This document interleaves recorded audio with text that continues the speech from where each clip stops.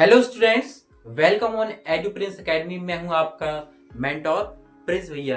देखो, आज हम पढ़ेंगे एक चैप्टर जो कि इंटरेस्टिंग भी रहेगा, जिसका नाम है कोल एंड पेट्रोलियम। जैसे कि आपने देख लिया होगा थंबनेल पे। देखो, पढ़ने से पहले कॉपी पेन लेके बैठिए, स्टार्ट ये लिखते जाइए मेरे साथ साथ और हम आगे इसको बढ़ाते हैं। इसमें हम क्या क्या पढ़ेंगे? कोल के बारे में, पेट्रोलियम के बारे में, होता क्या है, फ्यूल्स क्या होते हैं, और सबसे पहले स्टार्ट करेंगे नेचुरल रिसोर्सेज के साथ।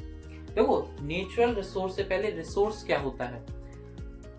हम अपनी डेली लाइफ में बहुत सी चीजों का यूज करते हैं जो कि हमारे सर्वाइवल के लिए जरूरी है। तो वो सारी चीजें क्या कहलाती हैं? रिसोर्स कहलाती हैं। क्या कहलाती हैं? रिसोर्स कहलाती हैं। और जो रिसोर्सेज हमको नेचर से मिलते हैं, ऑब्टेन होते हैं, वो क्या कहलाते हैं? नेचुरल रिसोर्सेज कहलाते हैं। जैसे The resources which are obtained from nature are called natural resources। जैसे कि एयर हो गया, वाटर हो गया, सनलाइट हो गई। तो एयर, वाटर, सनलाइट और भी चीजें जो आप कह सकते हो, फॉरेस्ट हो गए, वुड हो गए, सॉइल हो गई, ये सारी चीजें क्या है? नेचुरल रिसोर्सेज जो हमको नेचर के द्वारा मिलती हैं। नेक्स्ट, देखो, जब हम नेचुरल रिसोर्सेज का क्लासिफिकेशन करेंगे तो इसको दो टाइप में बांटते हैं। पहला है एग्जॉस्टिबल नेचुरल रिसोर्सेज, दूसरा इन एग्जॉस्टिबल नेचुरल रिसोर्सेज। पहले इसको देखेंगे। इन एग्जॉस्टिबल नाम से क्या है? जो कभी खत्म ना हो। इन एग्जॉस्टिबल रिसोर्सेज, एग्जॉस्टिबल का मतलब जो खत्म हो जाए, इन एग्जॉस्टिबल का मतलब जो कभी खत्म ना हो। तो इनएग्जॉस्टिबल नेचुरल रिसोर्सेज दीज अगर इन अनलिमिटेड क्वांटिटी किया है या पर अनलिमिटेड क्वांटिटी में मौजूद हैं, जो कि हम इनको चाहे जितना यूज करें खत्म नहीं कर सकते हैं। ह्यूमन एक्टिविटी के द्वारा ये खत्म नहीं होंगे, एग्जॉस्टेड नहीं होंगे। जैसे कि सनलाइट हो गया, एयर हो गया, वाटर हो गया, ये सारे क्या हैं? इन एग्जॉस्टिबल नेचुरल रिसोर्सेज हैं। देखो, वाटर खत्म नहीं होगा कैसे? वाटर कंफ्यूजन रहता है यहाँ पर कि वाटर इनएग्जॉस्टिबल कैसे है? ये तो खत्म हो जाएगा। कहते नहीं कि पानी बचाओ अभियान भी चलाते हैं, तो वो कैसे इनएग्जॉस्टिबल? तो देखो, यहाँ बात चल रही overall water on the earth. जैसे हम जो पानी बचाओ अभियान चलाते हो, क्या फ्रेश वाटर के लिए है कि हमारे पास फ्रेश वाटर पीने का पानी है। लेकिन जो ओवरऑल वाटर है अर्थ पर, वो तो क्या है? वो कभी खत्म नहीं होगा। वो हमारी जो वाटर साइकिल है वो चलती रहेगी। यहाँ से एवपोरेट होगा, रेन के द्वारा फिर से आ जाएगा कि नहीं? तो जो ओवरऑल वाटर है, ओशियंस में भी वाटर, वो क्या है? टोटल इन एग्जॉस्टिबल, उसको हम खत्म नहीं कर सकते हैं। कंफ्यूजन क्लियर रहनी चाहिए, यहाँ पे कंफ्यूजन ना हो, ठीक है? वाटर इन एग्जॉस्टिबल है, ओवरऑल वाटर। जब हम बात करेंगे फ्रेश वाटर की, तो वो एग्जॉस्टिबल है। क्या है? वो एग्जॉस्टिबल है। एग्जॉस्टिबल का मतलब जो एक टाइम बाद, ओवर द टाइम, हम उनको अगर अच्छे से यूज ना करें, हैंडल ना करें, तो वो यूज करते करते क्या हो जाएंगे? एग्जॉस्ट हो जाएंगे, खत्म हो जाएंगे। ठीक है? तो दीज अगर इन लिमिटेड क्वांटिटी, इनकी क्वांटिटी क्या है? लिमिटेड है, ये लिमिटेड क्वांटिटी में, और ये likely to be exhausted, exhaust हो जाएंगे बाय ह्यूमन एक्टिविटी और देयर यूज, उनके यूज करने से। इसीलिए हमको अच्छे से इनको हैंडल करना होता है कि हमें जब जरूरत हो हम तभी यूज करें। जैसे एग्जॉस्टिबल में कौन कौन से? कोल हो गया, पेट्रोलियम हो गया, ये सारे एग्जॉस्टिबल रिसोर्सेज हैं। फ्रेश वाटर हो गया, फॉरेस्ट हो गए। अब एग्जॉस्टिबल रिसोर्सेज को भी दो टाइप्स में क्लासिफाई किया गया है। पहला है रिन्यूएबल, दूसरा है non renewable resources. Renewable resources क्या है? Can be renewed on human time scale. ये ह्यूमन टाइम स्केल पर रिन्यू किए जा सकते हैं या रिन्यू हो जाएंगे। जैसे ह्यूमन टाइम स्केल का मतलब क्या है? एक टाइम पीरियड, जैसे हमने मान लो फ्रेश वाटर है, एक पर्टिकुलर एरिया में फ्रेश वाटर क्या हो गया है? कम हो गया, या फिर नदी, जो तालाब है सूख जाते हैं ना, तो वहां पर पानी कम हो गया है। लेकिन जब बरसात होगी फिर से वो तालाब, कुएं हो गए, वो भर जाएंगे कि नहीं? तो ये रिन्यू हो जाएंगे। अभी ऐसा तो है नहीं एक दिन में हो जाए, पूरा एक टाइम साइकिल है, पूरा एक साल मॉनसून का वेट करना पड़ेगा। मॉनसून आएगा तभी बारिश होगी, फिर भरेगा। तो ह्यूमन टाइम स्केल पर जो हम अपनी लाइफ स्पैन में देख सकें, उस स्केल पर, ठीक है? ह्यूमन टाइम स्केल का मतलब क्या है? एक पर्टिकुलर टाइम में, 40-50 साल के अंदर। जैसे देखो, फॉरेस्ट है, फॉरेस्ट एग्जॉस्टिबल रिसोर्स है, जंगलों को जब ह्यूमंस का मन करता है अपने लकड़ी के लिए, कहीं कुछ फर्नीचर बनाने के लिए काट देते हैं, नहीं जंगलों को, पेड़ों को काट देते हैं, तो सारे जंगल काट दिए। लेकिन क्या जंगल उगाए नहीं जा सकते? हमने मान लो कोई, आप छोटे हो, आपने अपने दादाजी के साथ कई सारे पेड़ लगा दिए, एक पूरे बहुत बड़े एरिया में पेड़ लगा दिए। अब 40-50 साल 60 साल बाद वो फिर से वहां एक अच्छा जंगल, घना जंगल बन जाएगा कि नहीं? तो एक ह्यूमन लाइफ स्केल पर हम मान के चलते हैं कि 80-100 साल क्या है ह्यूमन लाइफ स्केल है, तो उस स्केल के अंदर हमारे जो रिन्यूएबल जो रिसोर्सेज हैं, एग्जॉस्टेबल जो रिसोर्सेज हैं, वो रिन्यू हो जाएंगे, तो उनको हम क्या बोलेंगे? Renewable exhaustible resources. ठीक है।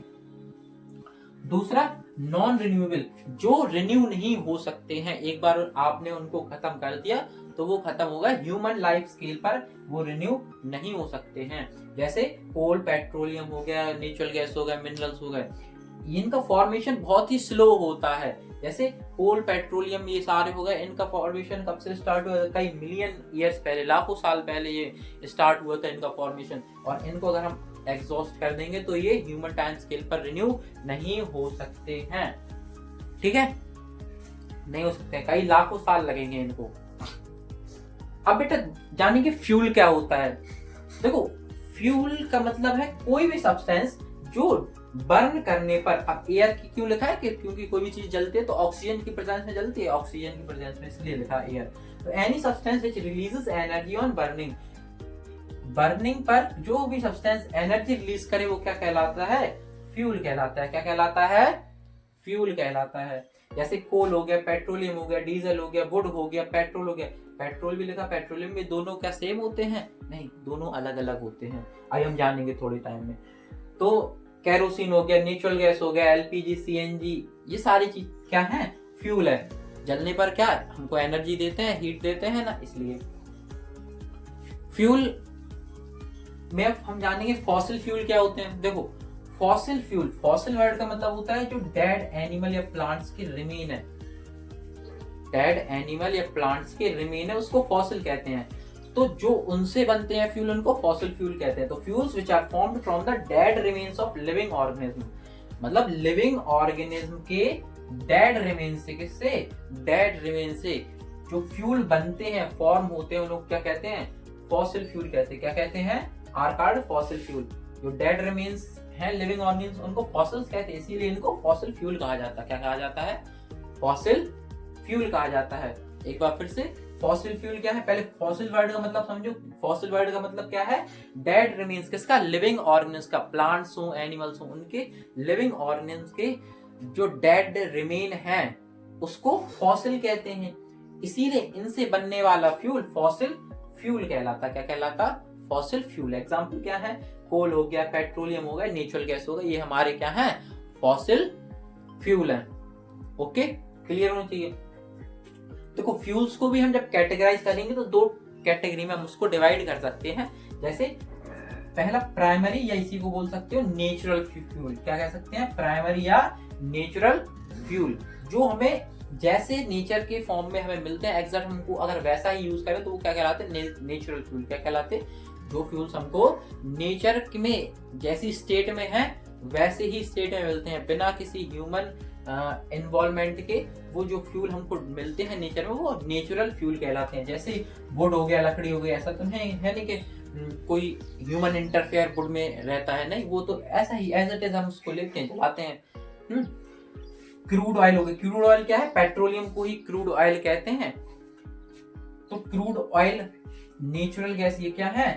प्राइमरी, या इनको बोलते हैं नेचुरल फ्यूल है। क्या है? प्राइमरी फ्यूल है, मतलब एज इट इज ये नेचर में ऐसे ही फॉर्म में हमको पाए जाते हैं। फिर सेकेंडरी या डेराइव्ड फ्यूल। अब इन प्राइमरी फ्यूल्स को हम अपने हिसाब से मॉडिफाई करके या इन्हें और प्योरीफाई करके, इनको क्वालिटी को इम्प्रूव करके अगर हम इनका यूज करते हैं, इन्हें बनाते हैं, तो वो हमारे क्या कहलाते हैं? डेराइव्ड फ्यूल, या इनको कहते हैं सेकेंडरी फ्यूल। क्या कहते हैं? Secondary fuel. जैसे कोक हो गया, केरोसिन हो गया, कोल गैस हो गया। कोक क्या है? कोक भी एक है, अभी हम जानेंगे। कोल से ही कोक और कोल ऑयल का फॉर्मेशन होता है। डीजल हो गया, पेट्रोल हो गया, ये सब क्या है? केरोसिन हो गया, ये क्या है? ये हमारे डेराइव्ड फ्यूल है। अब डीजल, पेट्रोल भी किससे? क्रूड ऑयल, पेट्रोलियम से ही डेराइव किए जाते हैं। अभी हम आगे जानेंगे कैसे, ठीक है। तो पेट्रोलियम और पेट्रोल में अंतर क्या है? बस यही अंतर है कि पेट्रोलियम से डेराइव किया जाता है पेट्रोल। पेट्रोलियम काफी चीजों का, काफी सब्सटेंसेस का मिक्सचर है। पेट्रोलियम क्या है? मिक्सचर है पेट्रोलियम। आपने देखा होगा पेट्रोलियम कैसा होता है? ब्लैक ब्लैक कलर का होता है, थिक लिक्विड होता है, वो पेट्रोलियम होता है। पेट्रोल कैसा होता है? अलग होता है बिल्कुल। वो आई थिंक ये इतना क्लियर हुआ होगा। अब हम पढ़ेंगे कोल के बारे में। कोल क्या होता है? देखो, कोल हिंदी में क्या बोलते हैं? कोयला। कोयला क्या है? इसमें ये कार्बन का एक फॉर्म है जिसमें कार्बन कंटेंट ज्यादा होता है। Coal is a complex mixture. ये कॉम्प्लेक्स मिक्सचर है किस किस का? कार्बन हो गया, हाइड्रोजन हो गया, ऑक्सीजन हो गया, इनके कंपाउंड्स का। मेनली इसमें कार्बन होता है, कार्बन, हाइड्रोजन, ऑक्सीजन के ये कंपाउंड्स का कॉम्प्लेक्स मिक्सचर है। कभी कुछ कोल होते हैं उनमें क्या होता है? नाइट्रोजन, सल्फर और फास्फोरस के कंपाउंड भी प्रेजेंट होते हैं। कुछ नाइट्रोजन, सल्फर, फास्फोरस के कंपाउंड भी इसमें प्रेजेंट होते हैं। ये हमें कहाँ फाइंड मिलते हैं? कोल माइंस में, जो deep under the earth surface पाए जाते हैं। अर्थ की सरफेस के बहुत ज्यादा डीप ये पाए जाते हैं कोयलों की खदानों में, कोल माइंस में। अब इनका हम प्रोसेस ऑफ फॉर्मेशन देखेंगे। क्या प्रोसेस ऑफ फॉर्मेशन? ये कैसे फॉर्म हुए? कहा जाता है दोस्त लगभग 200 से 300 million years ago, 200 to 300 million years ago, जो हमारे वेजिटेशन रहा होगा, फॉरेस्ट रहा होगा, कहाँ? स्वैम्प्स में। स्वैम्प्स क्या होते हैं? तो स्वैम्प्स हमारे लो लाइंग वेटलैंड्स होते हैं जहां पे वाटर होता है। क्या होता है? लो लाइंग वेटलैंड्स होते हैं जहां वाटर होता है, वो हमारे एरिया स्वैम्प्स कहलाते हैं। जहां जो फॉरेस्ट होंगे, जब वो डेड होंगे तो टूट के गिर पड़े होंगे। अब वाटर के अंदर करे, एक के ऊपर ऐसे कोई गिरा, उसके ऊपर दूसरा, ऐसे ऐसे करके काफी लंबे टाइम पीरियड में क्या वो एक के ऊपर लेयर बनाते गए। अब वहां पे मॉइस्चर का कंटेंट है ही, पानी है ना, कुछ मॉइस्चर सूख गया होगा अभी भी, लेकिन उनके अंदर काफी मॉइस्चर रह गया है। फिर जब लेयर के ऊपर लेयर बनाएंगे तो हमारे टाइम पीरियड इतना ज्यादा बीतता जाएगा, सॉइल का जो सेडिमेंट है वो भी उस पे क्या बढ़ता जाएगा, ऊपर। मिट्टी भी, जो हमारे नेचुरल प्रोसेस है उनके द्वारा मिट्टी की परतें भी उनके ऊपर जमती जाएंगी। अब वो डीप अंडर द सी पहुंच गए, deep under the earth surface पहुंच गए। वहां पर क्या हुआ? ऑक्सीजन का अमाउंट कम हुआ। क्या कम हुआ? क्योंकि जैसे जैसे अर्थ की सरफेस के नीचे पहुंचे वो नहीं पहुंचे, उनके ऊपर मिट्टी आती गई। अब वहां पे ऑक्सीजन का अमाउंट कम हुआ। जैसे ही सरफेस के नीचे है, ऑक्सीजन का अमाउंट कम है, प्रेशर बढ़ेगा, प्रेशर इंक्रीज होगा, टेम्परेचर इंक्रीज होगा, प्रेशर और टेम्परेचर इंक्रीज होगा। अब जो हमारे प्लांट्स वगैरह, जो वेजिटेशन थी, ये जैसे ही पहुंची सरफेस के नीचे, इनमें मॉइस्चर भी था, तो माइक्रोब्स क्या करेंगे? इनको डिकम्पोज करना स्टार्ट करेंगे। क्या करेंगे? डिकम्पोज करना स्टार्ट करेंगे, और इससे हमारा फॉर्मेशन होगा एक सब्सटेंस जो कहलाएगा पीट। क्या कहलाएगा? पीट। और इस प्रोसेस को बोलेंगे पीटिफिकेशन। क्या बोलेंगे? पीटिफिकेशन। जो माइक्रोब्स हमारा वेजिटेशन को पीट में कन्वर्ट करेंगे, प्रोसेस कहलाएगी पीटिफिकेशन। क्या कहलाएगी? पीटिफिकेशन। जैसे जैसे डेप्थ बढ़ेगी, टेम्परेचर और प्रेशर के बढ़ने के साथ साथ हमारा जो पीट है कन्वर्ट होगा कोल के अंदर। किसके अंदर? कोल के अंदर कन्वर्ट होगा, और इस प्रोसेस को बोलेंगे कोलिफिकेशन। क्या कहेंगे? कोलिफिकेशन। ठीक है, पीट हमारा कोल में कन्वर्ट होना स्टार्ट होगा। जैसे जैसे डेप्थ बढ़ेगी तो उसमें से मॉइस्चर वगैरह कम होते जाएगा। क्या हो जाएगा? जैसे जैसे डेप्थ बढ़ेगी, हीट बढ़ेगा, प्रेशर बढ़ेगा, टेम्परेचर बढ़ेगा, तो मॉइस्चर का कंटेंट कम होते जाएगा, कार्बन का कंटेंट उसमें बढ़ता जाएगा। तो जैसे जैसे डेप्थ होगी, हमारा हाई क्वालिटी का कार्बन वाला कोल हमको मिलेगा। क्या मिलेगा? कोल मिलेगा। कुछ लेयर्स बनेंगे जिसमें अलग अलग लेयर्स में कोल प्रेजेंट होगा। जो कोल यहाँ पर पाया जाएगा वो क्या होगा, हाईएस्ट क्वालिटी का, मतलब उसमें कार्बन का कंटेंट क्या होगा, वो सबसे ज्यादा होगा। क्या होगा, सबसे ज्यादा होगा। क्वालिटी ऑफ कोल क्या है, जिसकी देखो कोई फ्यूल हाईएस्ट क्वालिटी का कब कहलाएगा, जब हमें ज्यादा एनर्जी देगा। क्या देगा, ज्यादा एनर्जी, तो उसको बोलते हैं कैलोरीफिक वैल्यू। जिस कोल की कैलोरीफिक वैल्यू ज्यादा होगी वो हाई क्वालिटी का कहलाएगा। तो जैसे जैसे डेप्थ बढ़ती जाएगी तो हमारा जो कोल है वो हमको ज्यादा कार्बन कंटेंट वाला मिलेगा, जिसकी कैलोरीफिक वैल्यू ज्यादा होगी। देखो एनसीईआरटी में कोलिफिकेशन की जगह टर्म यूज है कार्बोनाइजेशन। कार्बोनाइजेशन जो कि क्या है, थोड़ा सा हायर क्लास में जैसे जाओगे, कार्बोनाइजेशन एक प्रोसेस है क्या, कोलिफिकेशन के अंडर की। जहां पर पीटिफिकेशन, कोलिफिकेशन ये जो टर्म है, अब इसमें पूरी हमारी जो प्रोसेस है पूरी कोलिफिकेशन कहलाती है। जो डेड ऑर्गेनिक मैटर से जो हमारा क्या कहलाता है, डेड ऑर्गेनिक मैटर में क्या कहलाता है, पीट। जो हमारा यहाँ पे पीट बना है, जो पीट फॉर्म हुआ है, इसको क्या कहते हैं, डेड ऑर्गेनिक मैटर। क्या बोलते हैं, डेड ऑर्गेनिक मैटर। तो वेजिटेशन से पीट का फॉर्मेशन, पीट से कोल का फॉर्मेशन पूरा कोलिफिकेशन कहलाता है।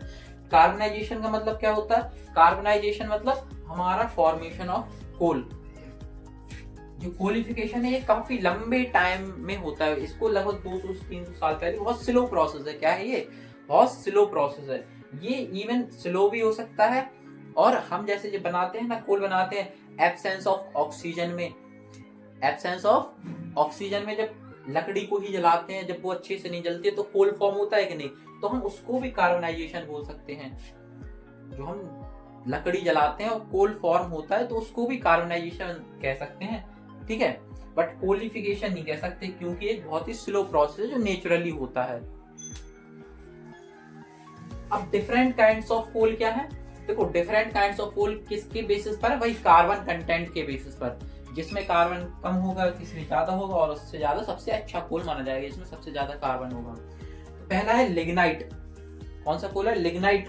लिग्नाइट कोल ये किस कलर का होता है, ब्राउन कलर का होता है। किस कलर का होता है, ब्राउन कलर का होता है। उसमें 55 to 70% कार्बन मौजूद होता है। 55 से लेकर 70% तक कार्बन पाया जाता है इसमें, ठीक है।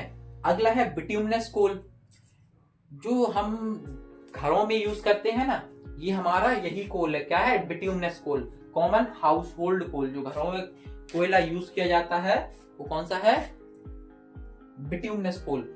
ब्लैक कलर का होता है, डार्क ब्राउन भी कह सकते हो, ब्लैक कलर या डार्क ब्राउन कलर। इसमें 70 to 86% कार्बन का कंटेंट मौजूद होता है, ठीक है।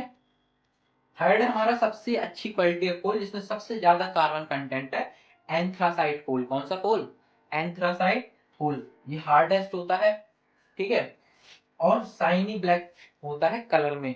इसको कॉमन हाउस होल्ड में यूज क्यों नहीं करते, क्यों, क्योंकि इसमें इसको बर्न करना या इसमें कंबक्शन करना थोड़ा हार्ड होता है, ठीक है। जिसको ज्यादा एयर चाहिए, ज्यादा ऑक्सीजन में ये बर्न होता है, इसीलिए इस कॉमन नहीं हम यूज करते इसको। इसमें कार्बन कंटेंट 86 से 98% तक कार्बन का कंटेंट होता है।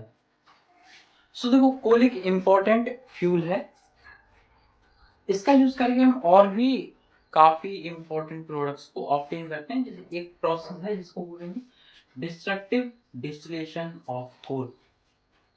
देखो कोल को इस प्रोसेस के थ्रू, इससे हम और भी इंपॉर्टेंट फ्यूल को ऑब्टेन करते हैं। इसी को पायरोलाइसिस भी कहते हैं। क्या कहते हैं, पायरोलाइसिस। देखो पायरोलाइसिस क्या है, पायरोलाइसिस, पायरो का मतलब होता है हीट। क्या होता है, पायरो का मतलब हीट, और लाइसिस का मतलब होता है break down.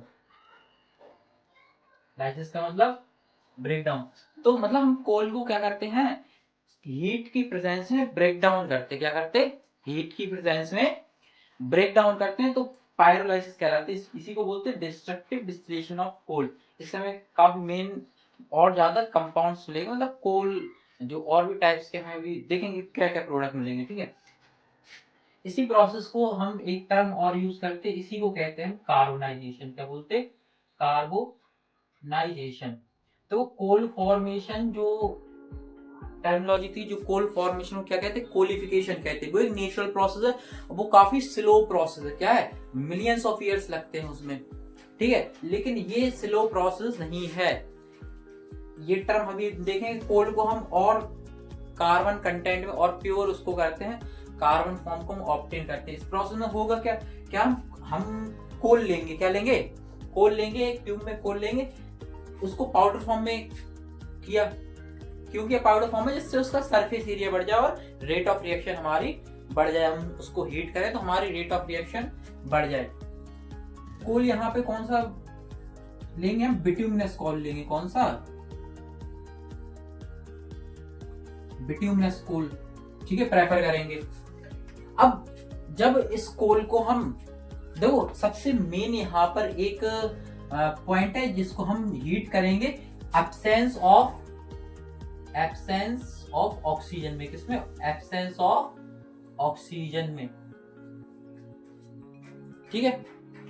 Absence of oxygen में जब हम इसको हीट करेंगे, इसमें से जो वोलेटाइल सब्सटेंसेस होंगे वो क्या होंगे, वो निकल जाएंगे। वोलेटाइल का मतलब जो वेपर के फॉर्म में निकल जाएंगे, वेपर बन जाएंगे, इजिली वेपर फॉर्म हो जाएंगे। तो वेपर के फॉर्म में जो वोलेटाइल सब्सटेंसेस होंगे वो हमारे निकल जाएंगे, यहां से इस तरीके से निकलेंगे।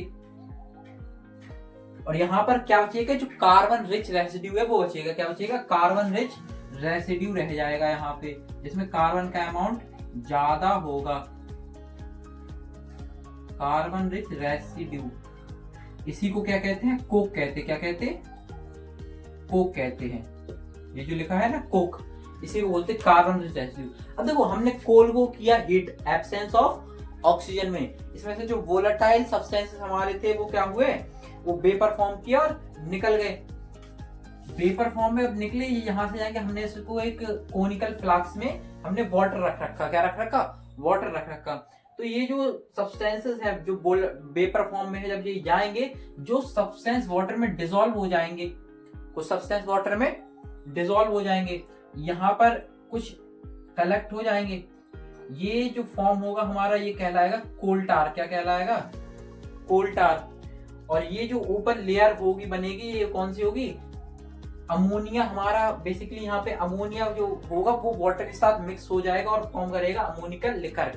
क्या फॉर्म करेगा, अमोनिकल लिकर फॉर्म करेगा।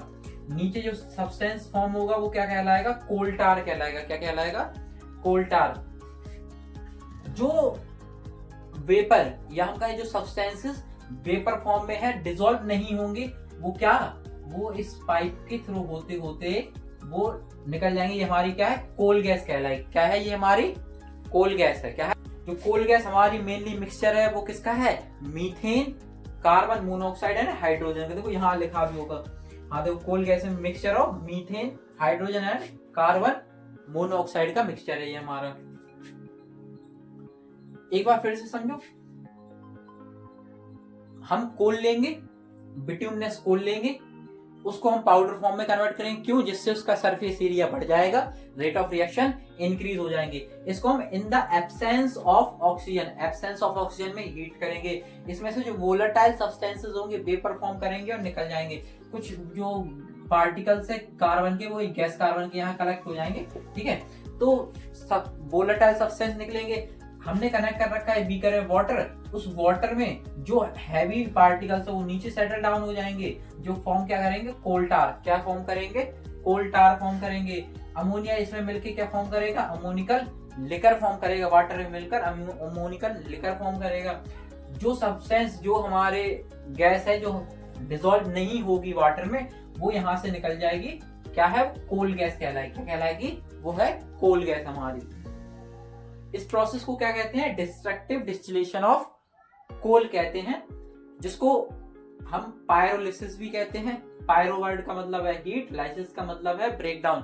हीट की प्रेजेंस में ब्रेक डाउन करेंगे in the absence of oxygen. सबसे इंपॉर्टेंट जो पॉइंट है वो क्या है, एब्सेंस ऑफ ऑक्सीजन में हम इसको ब्रेक डाउन करेंगे।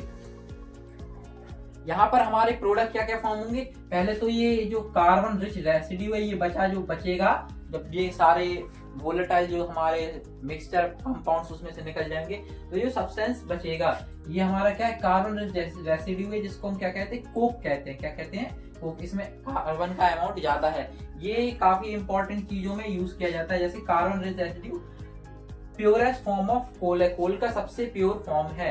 ये पोरस होता है क्योंकि देखो अब कार्बन है, उसमें से जो वेपर फॉर्म में निकलेंगी गैसेस निकलेंगी, तो वो छोटी छोटी पोर्स करके ही तो निकलेंगी। तो ये पोरस होता है, टफ होता है और ब्लैक कलर में होता है। तो इसका use in metallurgy in extracting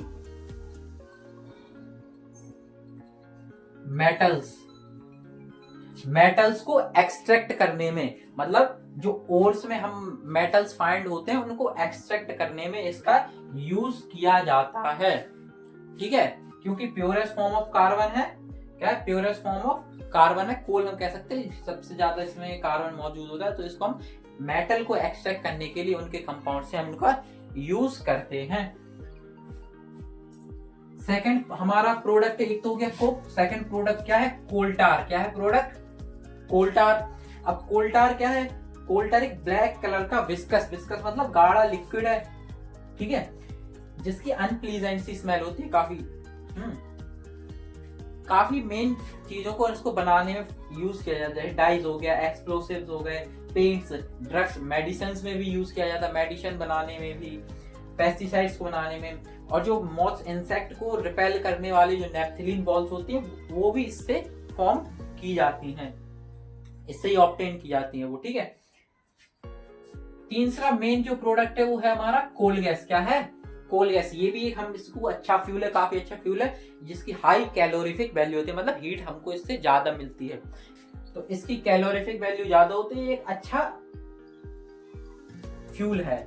इसमें क्या क्या है, मिक्सचर है, ये मीथेन, हाइड्रोजन और कार्बन मोनोऑक्साइड का एक एक्सीलेंट फ्यूल है। ये हमारे मेन प्रोडक्ट हो गए। इसमें अमोनिका लिकर भी फॉर्म होता है, एक गैस कार्बन के यहाँ पार्टिकल्स भी सेटल होते हैं। तो ये तीन ये मेन प्रोडक्ट हो गए, अमोनिका लिकर और ये गैस कार्बन के जो पार्टिकल है ये भी फॉर्म हो गए।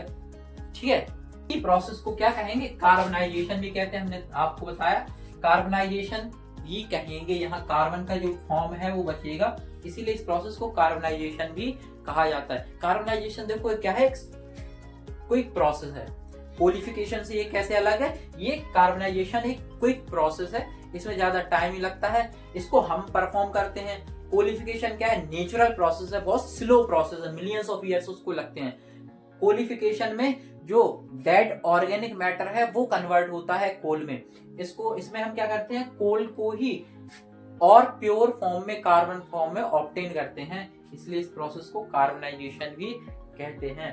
आई थिंक देखो एनसीईआरटी में जो डेड ऑर्गेनिक मैटर से कोल के फॉर्मेशन की जो प्रोसेस को कार्बनाइजेशन कहा गया है। अब छोटी क्लास या फिर आप इतनी छोटी क्लास में नहीं हो जिसमें ये टर्म को आप गलत टर्मिनोलॉजी यूज करो, तो आप नहीं, आप अगर यूज कार्बनाइजेशन ना करके कोलिफिकेशन करेंगे उस प्रोसेस को, तो वो ज्यादा अच्छा रहेगा। ये हमारी प्रोसेस कार्बनाइजेशन कहला सकती है। ठीक है, इसको डिस्ट्रक्टिव डिस्टिलेशन ऑफ कोल भी कहते हैं। नाउ पढ़ेंगे हम पेट्रोलियम एंड नेचुरल गैस के बारे में, प्रोसेस ऑफ उसका फॉर्मेशन कैसे फॉर्म हुए। ये भी क्या है, हमारे फॉसिल फ्यूल है। ठीक है, जो डेड एनिमल्स एंड ऑर्गेनिज्म, जो प्लांट्स एंड ऑर्गेनिज्म उनके रिमेन से बने हैं। ठीक है, जो deep under the sea buried हो गए। देखो सबसे पहले पेट्रोलियम दो ग्रीक वर्ड से मिलकर बना है। एक है हमारा पेट्रा, क्या पेट्रा, जिसका मतलब होता है रॉक। क्या होता है, रॉक। और दूसरा ओलियम, जिसका वर्ड जो है ओलियम, जिसका मतलब होता है ऑयल। तो पेट्रोलियम हमारा क्या है, बेसिकली रॉक ऑयल इसको कहते हैं। ठीक है, जनरली रॉक ऑयल कहेंगे। ये इस रॉक ऑयल क्यों, क्योंकि ये रॉक्स के बीच में पाया जाता है, इसके डिपॉजिट्स रॉक के बीच में पाए जाते हैं। इसका फॉर्मेशन कैसे होगा, लगभग 300 से 400 million years ago, 300 to 400 millions of year ago, under the sea जो लिविंग क्रिएचर्स थे, ऑर्गेनिज्म थे, प्लांट्स वगैरह और टेनी ऑर्गेनिज्म थे, sea plants and animal, died. जब मरे होंगे तो सेटल डाउन हो गए होंगे, ओशियन की सरफेस पर, ओशियन के फ्लोर पर सेटल डाउन हो गए होंगे। फिर काफी लंबे टाइम बाद उन पर सिल्ट, मिट्टी वगैरह लेयर्स चढ़ती गई होंगी। अब पड़े रहेंगे तो ऐसा थोड़ी ना कुछ पड़ी रहेंगी बॉडी, उस पर मिट्टी वगैरह जमती गई, लेयर्स बाय लेयर्स उनमें चढ़ती गई, covered by layers of sand and silt. फिर कई सालों में ये लेयर्स काफी चढ़ गई तो दो तीन कंडीशन हुई। वही कंडीशन क्या, एक एब्सेंस ऑफ ऑक्सीजन, ऑक्सीजन का एब्सेंस क्रिएट हुआ, absence of oxygen, high temperature. अब जैसे अंडर द लेयर्स अर्थ की सरफेस के नीचे पहुंचे तो हाई प्रेशर और हाई टेम्परेचर भी सहा, जिससे कई मिलियन ईयर्स में ये स्लोली क्या हुए, डिके हुए और फॉर्मेशन हुआ पेट्रोलियम एंड नेचुरल गैस का। तो over millions of years the remains were buried deeper and deeper. अब जैसे जैसे और डीपर उन पर लेयर जमती गई तो वो गहरे होते गए, सरफेस के अंदर होते गए, और इनॉर्मस हीट एंड प्रेशर ने क्या किया, उनको ऑयल एंड गैस में टर्न कर दिया, बदल दिया, चेंज कर दिया। देखो जब ये सरफेस के नीचे पहुंचे, लेयर्स मिट्टी की, सिल्ट एंड सैंड की लेयर इनके ऊपर चढ़ी तो एब्सेंस ऑफ ऑक्सीजन क्रिएट हुआ और एनऑर्बिक जो बैक्टीरिया वगैरह या एनऑर्बिक माइक्रोब्स, एनऑर्बिक का मतलब जो ऑक्सीजन के बिना ही क्या कर सकते हैं, रिएक्ट कर सकते हैं, अपनी रिएक्शन मतलब डिके कर सकते हैं। तो एनऑर्बिक माइक्रोब्स ने इनको डिके करना स्टार्ट किया और जिससे काफी मिलियंस ऑफ ईयर्स में ये हमारे चेंज हो गया ऑयल एंड गैस में। अब क्या हुआ होगा, मिलियंस ऑफ ईयर्स लगे जिससे वो जो सी लेवल है, देखो अभी इधर पे ज्यादा था, मिट्टी जमी ऊपर पहुंचा सी लेवल, जिससे ड्राई अप हो गए होंगे सी, जिसकी वजह से फिर आज के टाइम पे हमने क्या किया, ड्रिल करके उन डिपॉजिट तक हम पहुंचे और उसको हमने निकाला, सैंड एंड सिल्ट की लेयर को ड्रिल आउट करके हम क्या, ऑयल एंड गैस के डिपॉजिट तक पहुंचे। Today we drill down through layers of sand and silt and rock to reach the rock formation that contain oil and gas deposit। ठीक है, तो इस तरीके से कुछ जो हमारी इम्परवियस रॉक्स हैं इनके बीच में ये डिपॉजिट्स पाए जाते हैं। इम्परवियस रॉक क्या होती हैं, इम्परवियस रॉक वो रॉक्स होती हैं जो अपने अंदर से वाटर को पास ना होने दें, क्या, अपने अंदर से वाटर को पास ना होने दें, मतलब नॉन पोरस होते हैं, इनमें छेद वगैरह कुछ नहीं होते, पोर्स नहीं होते हैं, तो वाटर को जो पास ना होने दें। ऐसी सेम रॉक्स के, दो रॉक्स के बीच में ये जो हमारे रिजर्व्स हैं, इसके डिपॉजिट्स हैं, ऑयल एंड पेट्रोलियम फाइंड होते हैं। देखो यहाँ पर वाटर है, वाटर के ऊपर लेयर बनी है ऑयल की, ऑयल के ऊपर गैस की। ये लेयर बाय लेयर क्यों बन गए हैं, क्योंकि डेंसिटी की वजह से, आपने पढ़ा होगा जिसकी डेंसिटी ज्यादा होती है वो सरफेस के नीचे बैठ जाता है और जिसकी डेंसिटी कम होती है वो ऊपर जाता है। तो जानते हैं हम, जो वाटर है उसकी डेंसिटी ज्यादा होती है, ऑयल की उससे कम होती है और गैस की उससे, इन तीनों में सबसे कम होती है गैस की। तो इन्होंने लेयर फॉर्म कर ली, नीचे वाटर, ऊपर ऑयल और उसके ऊपर गैस के डिपॉजिट्स हैं। हम ड्रिल करते हैं वेल्स, जो वेल्स के थ्रू गैस यहाँ से एक्सट्रैक्ट होगी और ऑयल है पेट्रोलियम, वो यहाँ से एक्सट्रैक्ट हो जाएगा। पेट्रोलियम को हम क्या कहते हैं, क्रूड ऑयल भी बोलते हैं। क्या बोलते हैं, क्रूड ऑयल। ये ब्लैक कलर का होता है, आपने देखा होगा, क्रूड ऑयल। और इसको ही ब्लैक गोल्ड भी कहा जाता है। क्या कहते हैं, ब्लैक गोल्ड। क्यों, क्योंकि ये इंडस्ट्रियल, जो किसी भी कंट्री के इंडस्ट्रियल ग्रोथ के लिए बहुत ही इंपॉर्टेंट होता है, इसीलिए इसको ब्लैक गोल्ड भी कहते हैं। इससे बहुत सी यूजफुल प्रोडक्ट्स फॉर्म होते हैं, जैसे पेट्रोल हो गया, डीजल हो गया, कैरोसिन हो गया, पैराफिन वैक्स हो गया, प्लास्टिक का फॉर्मेशन भी इसी से होता है, और भी बहुत सारी इंपॉर्टेंट चीजें। अभी हम जब रिफाइंड, इसको देखो, पेट्रोलियम को हम डायरेक्ट ऐसे ही यूज नहीं कर सकते हैं, उसको क्या करेंगे, रिफाइन करना पड़ता है। उसमें से जो जो चीजें हैं, मिक्सचर जिसका वो मिक्सचर है, उसको सेपरेट करते हैं, जिसको रिफाइनिंग बोलते हैं। क्या बोलते हैं, रिफाइनिंग बोलते हैं। Petroleum is a dark oily liquid, thick, ये ऑयली डार्क ब्लैक कलर का लिक्विड होता है। हैज एन अनप्लीजेंट ओडर, इसकी स्मेल भी कैसी होती है, अनप्लीजेंट होती है। It is a mixture of various constituents such as, ये काफी कॉन्स्टिट्यूएंट्स का मिक्सचर है, जैसे कि petroleum gas, petrol, diesel, lubricating oil, paraffin wax etcetera. देखो पेट्रोल और पेट्रोलियम दोनों अलग है। पेट्रोलियम क्या है, मिक्सचर है, जैसे पेट्रोल भी आता है, ठीक है। अभी हम इनके बारे में भी और थोड़ा देखेंगे।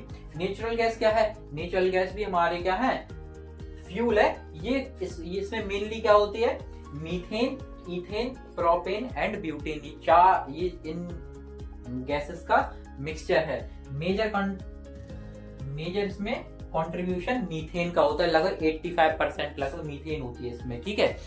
देखो पेट्रोलियम के केस में यहाँ पे हम क्या एनिमल्स और प्लांट्स दोनों को कंसीडर करते हैं, दोनों ही डिके होके पेट्रोलियम और नेचुरल गैस का फॉर्मेशन करते हैं। जबकि कोल में सिर्फ क्या है, वेजिटेशन, जो हमारी वेजिटेशन थी वो डिके होकर कोल का फॉर्मेशन करती है, ठीक है, क्लियर रहना चाहिए। तो हमने अभी जाना पेट्रोलियम क्या होता है। पेट्रोलियम एक फॉसिल फ्यूल है हमारा, जिसको हम रॉक्स के बीच में से उसको ड्रिल करके क्या करते हैं, एक्सट्रैक्ट करते हैं। अब पेट्रोलियम को हम as it is as a fuel use नहीं कर सकते, क्यों, क्योंकि ये मिक्सचर है a number of many compounds, many hydrocarbons का मिक्सचर है ये। तो इसको एज अ फ्यूल यूज करने के लिए हम इसको रिफाइन करते हैं, क्या करते हैं, सेपरेट करते हैं हम, अलग अलग जो ये मिक्सचर है अलग अलग प्रोडक्ट्स में हम इसको सेपरेट करते हैं। तो अब हम पढ़ेंगे रिफाइनिंग ऑफ पेट्रोलियम, उसी पेट्रोलियम को क्या रिफाइन करना, अलग अलग नंबर ऑफ प्रोडक्ट्स को ऑब्टेन करना उससे, जिसके लिए हम फ्रैक्शनल डिस्टिलेशन का यूज करेंगे। फ्रैक्शनल डिस्टिलेशन ऑफ पेट्रोलियम, या इसी को बोलेंगे क्रूड ऑयल या ब्लैक गोल्ड। ब्लैक गोल्ड क्यों, ये बहुत ही ज्यादा प्रेस्टिजियस इंपॉर्टेंट होता है, इससे अ number of many products obtain किए जा सकते हैं, करते हैं हम, ठीक है।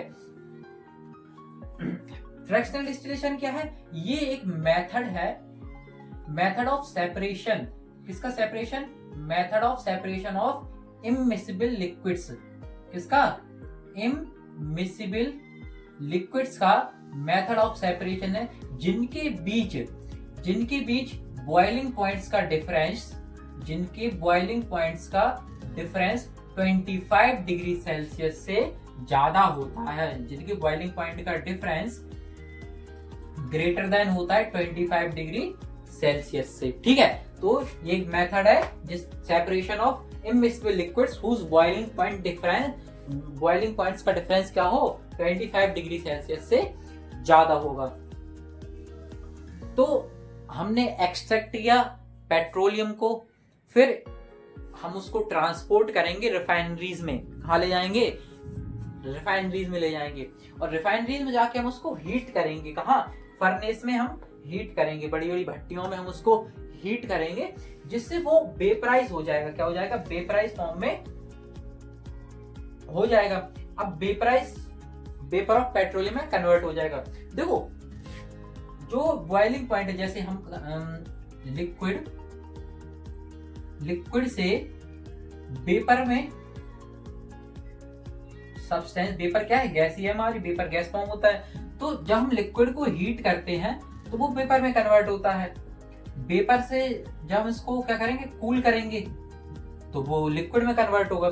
जिस टेम्परेचर पर लिक्विड वेपर में कन्वर्ट होता है, इसको कहते हैं बॉइलिंग पॉइंट। क्या कहते हैं, उस टेम्परेचर को बोलते हैं बॉइलिंग पॉइंट। और जिस टेम्परेचर पर वेपर लिक्विड में कन्वर्ट होता है, उसको क्या बोलते हैं, कंडेंसेशन पॉइंट। क्या बोलते हैं, कंडेंसेशन पॉइंट।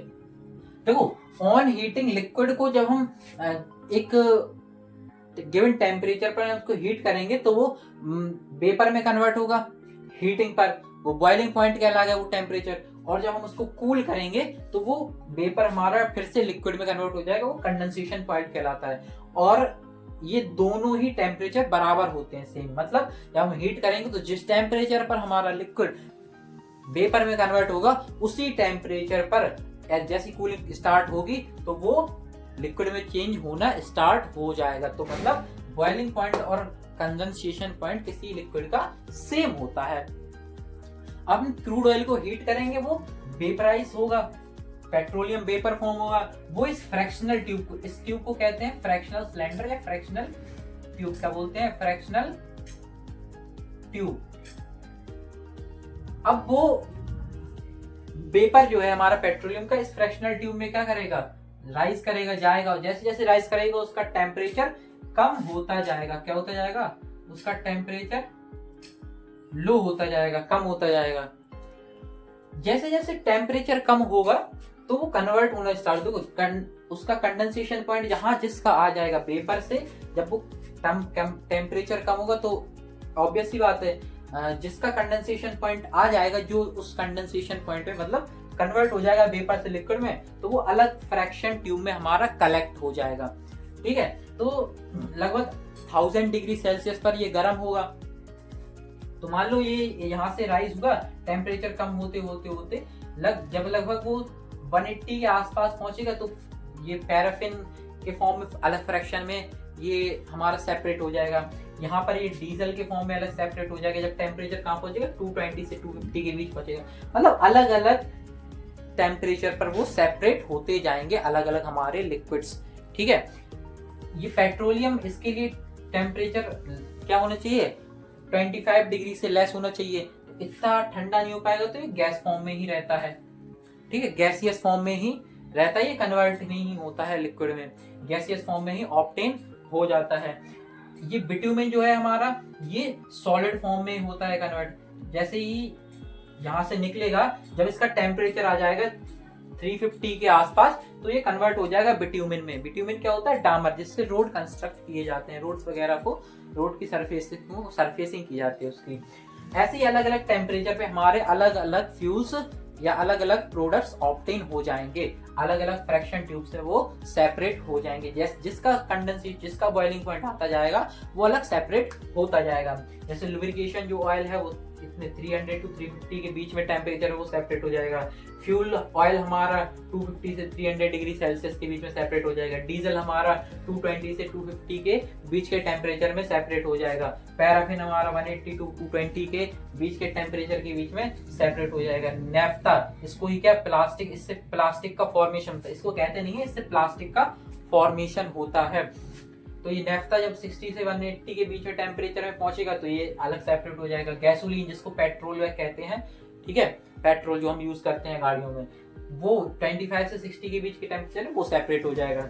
ये टेम्परेचर ये अटेन नहीं कर पाता, 25 से कम नहीं हो पाता, तो ये पेट्रोलियम गैस में ही रहता है, पेट्रोलियम गैस गैसियस फॉर्म में ही रहता है। तो ये हमारा गैस हो गया, ये लिक्विड्स है हमारे, क्या है? लिक्विड्स है, लुब्रिकेशन ऑयल, और ये हमारा सॉलिड है, क्या है? सॉलिड है। जैसे जैसे टेम्परेचर बढ़ेगा वो हमारे सेपरेट होते जाएंगे, टेम्परेचर डिक्रीज होगा, वो अलग सेपरेट होते जाएंगे।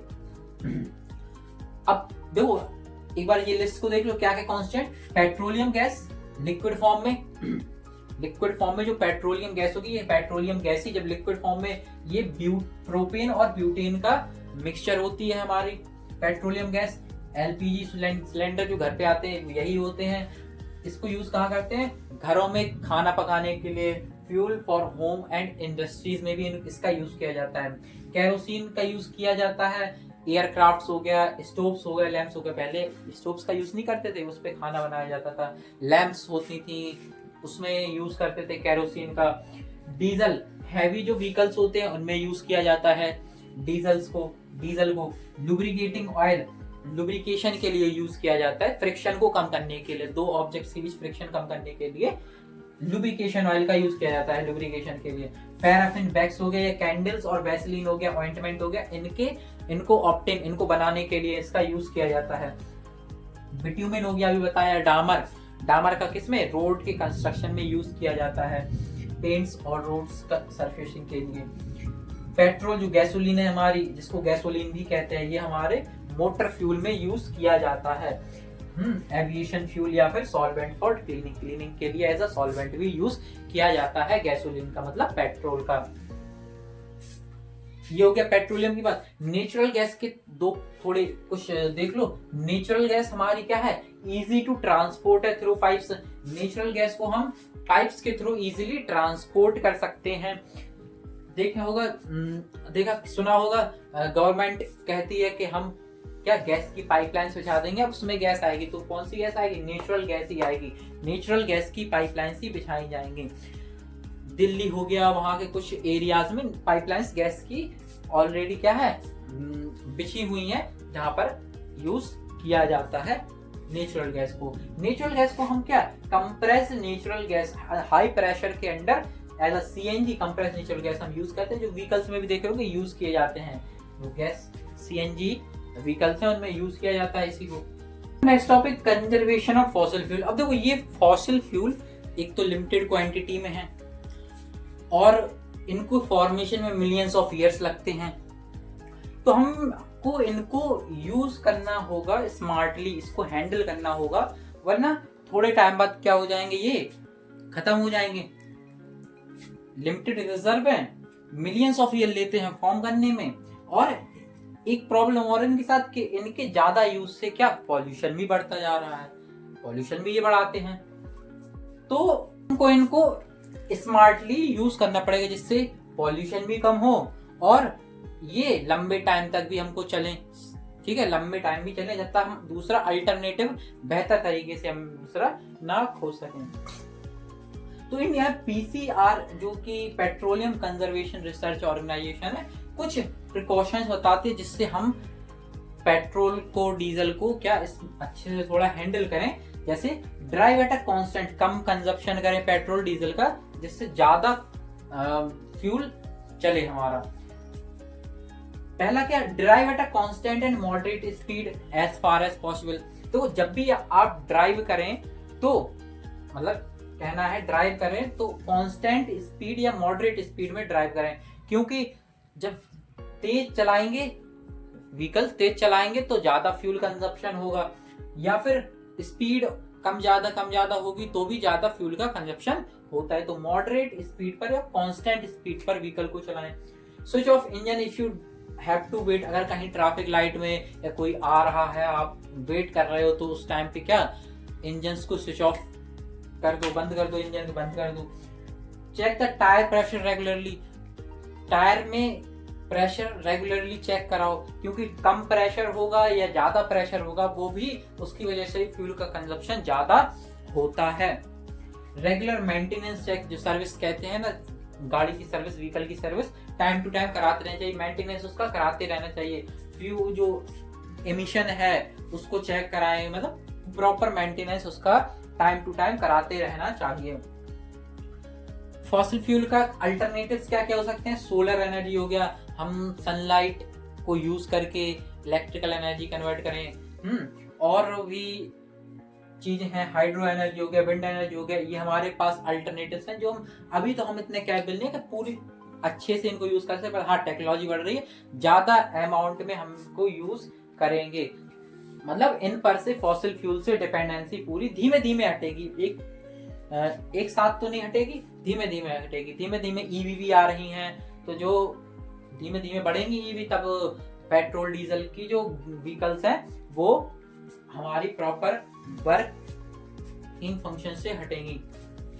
अब ईवी आ रही हैं, अभी ईवी इतनी पावरफुल नहीं है कि हैवी व्हीकल्स में उनका यूज किया जाए, हैवी व्हीकल ईवी तो होते नहीं है, तो अभी वो तो भी प्रॉपर उसी में फॉसिल फ्यूल्स पर ही डिपेंडेंट है। तो धीमे धीमे जब टेक्नोलॉजी आगे बढ़ेगी तो हमारे पास ज्यादा अल्टरनेटिव होंगे फॉसिल फ्यूल से, तब तक हमको उनको स्मार्टली हैंडल करना है। तो इसी के साथ ये चैप्टर यहीं खत्म होता है। आई होप आपको समझ में आया होगा। प्रॉपर अच्छे से लिखते जाइए, नोट्स बनाते जाइए, उसको रिवाइज करते जाइए। अगर कहीं कोई टॉपिक समझ में ना आए उसको दोबारा देखिए, 2-3 बार देखिए, और फिर भी कोई ना आए तो नीचे कमेंट कीजिए, आपको हम रिप्लाई देंगे। उसके बाद सेपरेट एक वीडियो और बना देंगे। तो तब तक के लिए जय हिंद, मिलते हैं किसी नेक्स्ट वीडियो में।